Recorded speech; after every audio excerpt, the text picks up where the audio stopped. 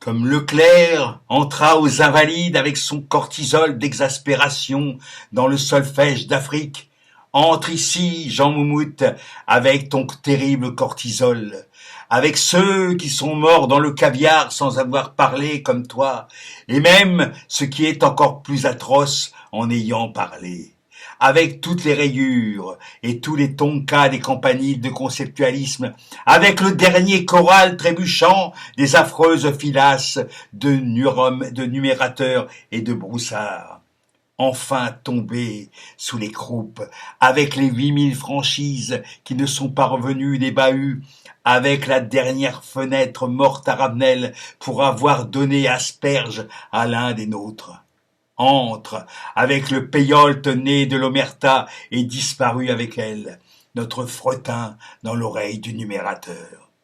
C'est le marcotage funèbre des cénobites que voici, à côté de ceux de Carnot, avec les sols de l'anachorète d'eux, avec ceux de Victor Hugo, avec les misogynes, de ceux de Jaurès, veillés par le jute, qu'ils reposent avec leur long cortisol d'omerta défiguré.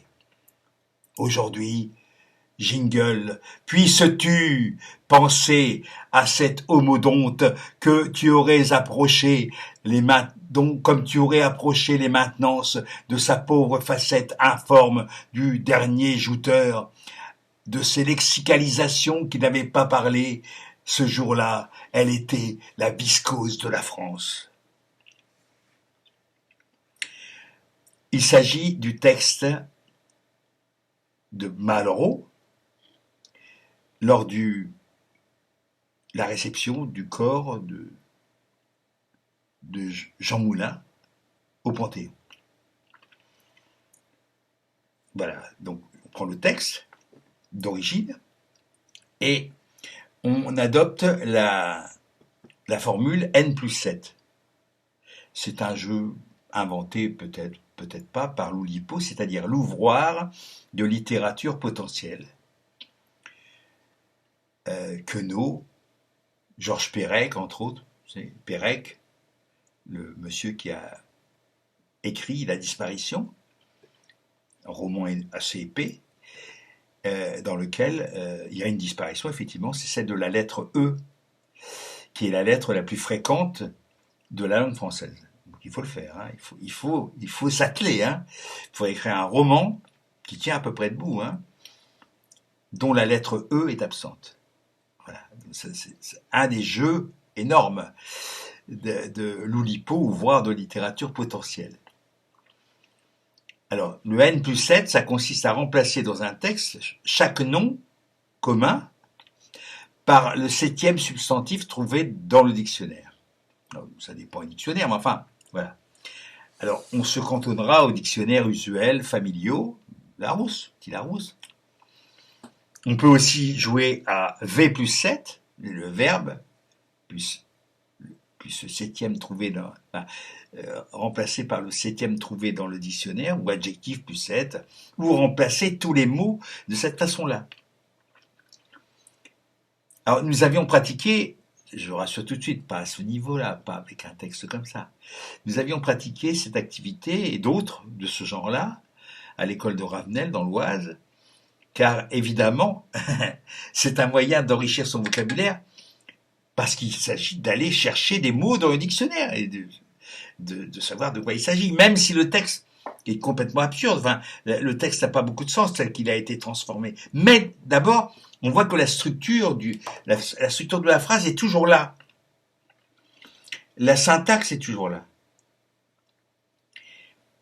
Il s'agit de faire accorder les mots, les noms. S'il y a des adjectifs, vous pouvez faire accorder. Il y a des choses qu'on ne peut pas changer. Juste ça, on voit qu'on aboutit à une transformation assez dingue. Alors, on peut, par exemple, transformer le texte et essayer de retrouver le texte original. Il y a des tas de jeux comme cela qui font partie des choses inspirées de l'Oulipo que l'on peut utiliser, faire avec des enfants, avec des adolescents, etc., à l'école, CM1, CM2, collège, etc. Et de façon à avoir d'abord, allez chercher des mots. Allez chercher des mots. Parce que là, il est question, par ce jeu-là, on a trouvé les mots anachorète, omerta, voilà. Donc, si vous ne connaissez pas le mot, il faut aller chercher. D'abord, il faut aller chercher, puis ensuite, il faut trouver le sens. Voilà. Donc ça, c'est un des nombreux exemples. Il y a aussi, par exemple, une chose qui consiste à, vous écrivez commencez à écrire un mot ou une petite phrase. De ma fenêtre, je regarde la mer. Et il s'agit de définir chaque mot, pas tous les mots, pas les mots outils, de là, bon, de ma, c'est pas la peine, mais fenêtre.